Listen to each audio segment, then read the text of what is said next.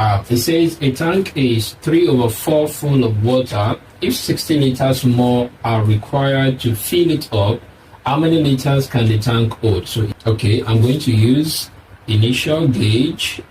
So initial gauge of the tank is 3/4. It is 3/4 full.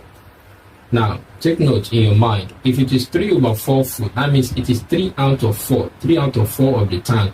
So that means the remainder is 1/4.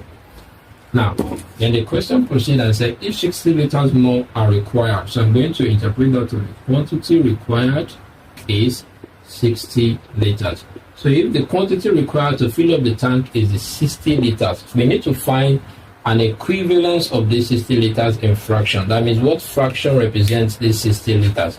So to do that, that's so easy.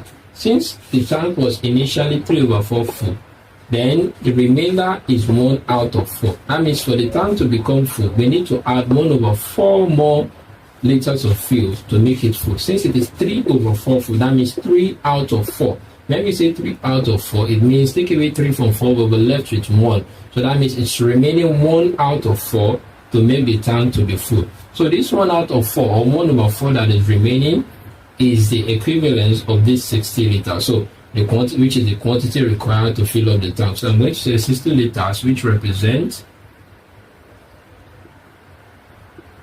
1/4. So 1/4 of the tank.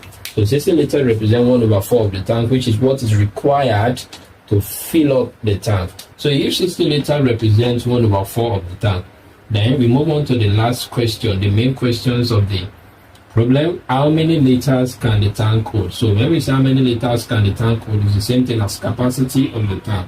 So the tank is equals to, so if 60 liters represents 1/4 of the tank, that is 1. This 60 liters represents 1. That means the full tank will be this what? This 4. So we say 4, we invert, so 4/1. So writing 4/1 is unnecessary. So because 4/1 will still give us what? 4. So 4 times 60, 4 times 6, and that will give us 24. So 4 times 60 will give us what?